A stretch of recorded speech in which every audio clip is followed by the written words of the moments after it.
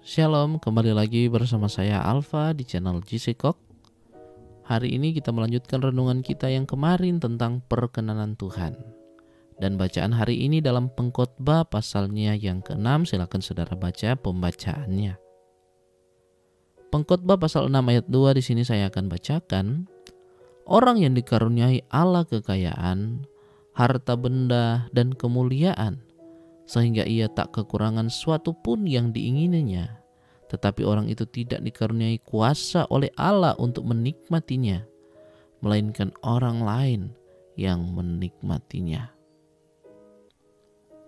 Ketika mengalami penderitaan, banyak orang Kristen merasa tidak mendapat perkenanan Tuhan. Ketika mengalami masa-masa sulit, banyak orang Kristen merasa ditinggalkan Tuhan dan merasa tidak diperhatikan Tuhan.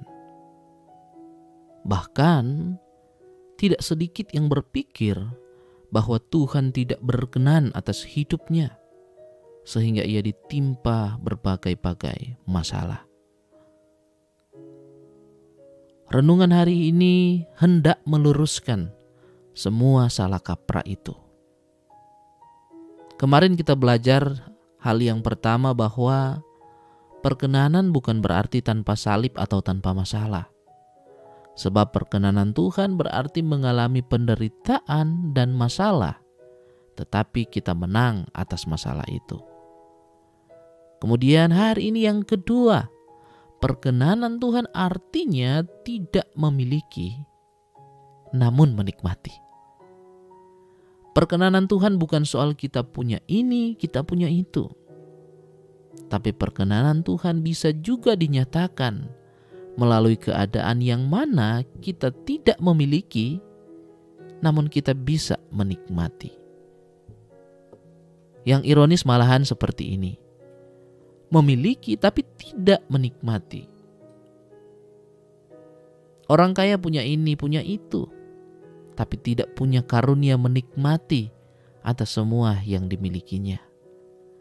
Sebaliknya, kita mungkin saja orang biasa, kita orang sederhana, tapi bisa menikmati kehidupan dan mensyukurinya.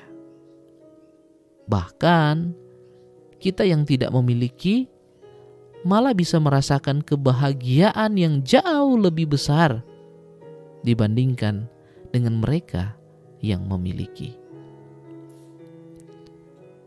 Kemudian yang ketiga, perkenanan Tuhan artinya bisa turun, tapi turun untuk naik lebih tinggi.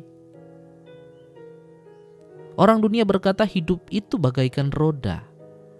Kadang ada di atas, tapi kadang ada di bawah.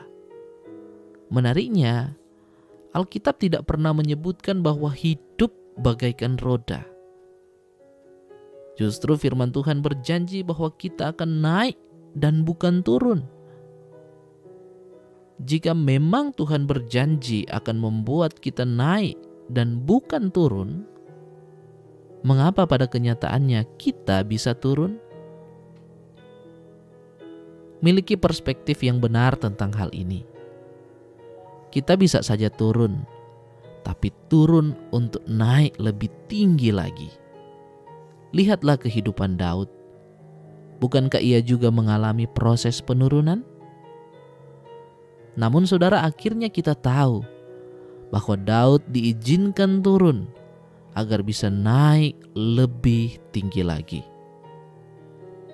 Saudara, alamilah perkenanan Tuhan, sehingga kalaupun kita mengalami penurunan, kita yakin bahwa suatu waktu kita akan naik lebih tinggi dari sebelumnya. Amin. Terima kasih saudara sudah mendengarkan renungan ini. Bantu support dengan like, komen, dan share video ini, subscribe channel ini, nyalakan lonceng notifikasinya untuk dapatkan update terbaru dari channel ini. Terima kasih. God bless you.